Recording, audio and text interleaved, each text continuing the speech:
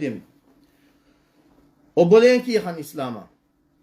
yoo warra dhugaa rabbitti amantan laa taqaafuu walaa taxzanu watakka illeen sodaatina watakka illeetti yaadina wallaahi alcaziim dhugaa yoo nuti rabbitti amannee karaa isaa dhugaan qabanne rabbii nu nassaradu tumsa rabbii barbaaduu keessatti faaruu nam takkaatis hin barbaannu tumsa nam takkaatis hin barbaannu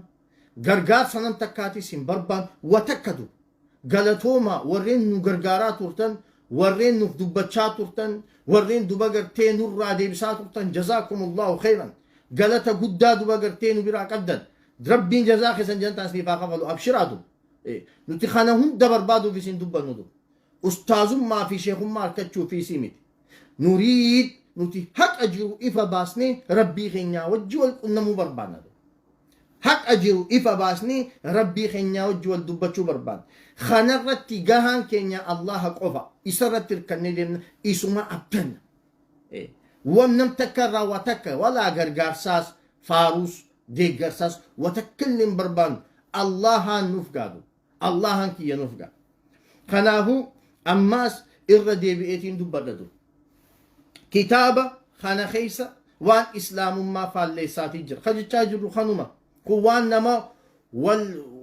akka ati waccu waan nama godhaatii miti kun sigalee kitaaba kana keessa waan islaamummaa faalleessaatii jira haleellee irraa dubbanne fuulduraaf insha Allah haala mijjeessuutiin jira haala mijjeeseetiin ragaa wajjiin si fida yoo barbaadde sigalee ammaaf yoo barbaadde si maxxansaanii dubbistatu sigalee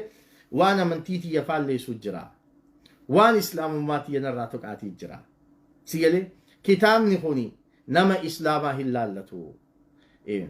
kitaaba kana biiroon barnoota oromiyaa gizee qopheessu ulamaa biyyaatiin mariihatee fideedu sigalee moo ulamaa biyyaa ulamaa gurguddoo qabna nuti isaaniitiitu hayyamee fi waan kana isokkee yoo ijoolleen baratte humaa rakkoon qabdu isiniin jeemo maalii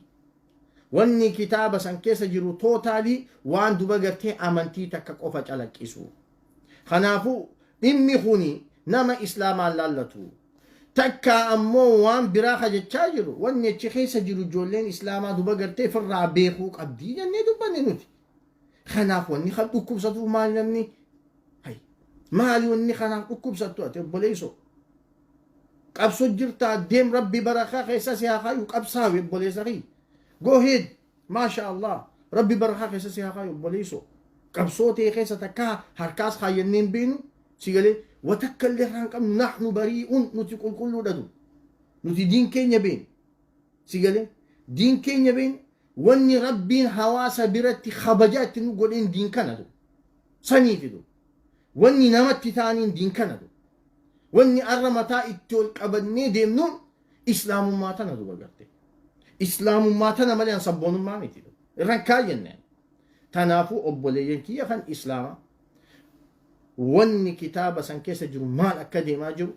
obboottiin ijoolleettillee quba qabaachuu qabdi bara kitaaba san fuudhaa laala ulamaa birallee geessa obboleen kiyya kan islaama isni galeemi adaraa ijoolleen teessan maal akka barattee galaa jirtu firraa eegaa obboottiin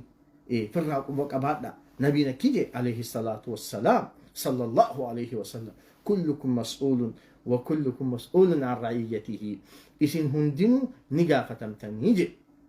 وان تيسي تنرى وان هو قنا إرتا تنيديم تنرى وان دوبا قرتي أمري تكا تن إسن دوبا مسؤول ما سيك أبدنرى مسؤول ما تكا اتقافة مما إسيك أبدنرى نقافة تنيجي أبا منا إسا قيسة تبال أكاديماجو إرى قافة سيقالي أني أما بلتينك أبا منانك أب waan mana hiyya keessatti yoo badiin dalagamaa kan deemu taate rabbi irraa nagaafata maaliif badii harkitee usta ilmaan kee dila waan haraam baratan maaliif hin dhoorkini dila ilmaan kee aqiidaan isaanii badu jirtu ati eessa jirta irraa hin gaafatamaan sigalee akkasitti irraa gaafatamtan abboottiin ijoollee dhaadu waan kana osoo harkitanii yoo ustan wallaahi fuula rabbiitti irraa gaafatamtan allahumma shahad yaa rabbii kiyya ragaa bahi insha allah daamsa kana dabarsumaafin daqiiqaa gabaabduu tana keessatti as bahe hangi haqni ifa bahu insha Allah ittifuufna rabbi duba gartee haqarraa nun dabsin haqarraa nun meesin warra haqa fudhatus nu haa taasisu haqarratillee nu haa sabachiisu rabbi karaa haqaatillee nu haa oofuun du'aa'ii teenyatan hogguu godhanu ta'uu qabdiin jaa insha Allah وصلى اللهم وسلم وبارك على نبينا محمد وعلى آله وصحبه وسلم تسليما كثيرا. وآخر دعوانا الحمد لله رب العالمين والسلام عليكم ورحمة الله وبركاته.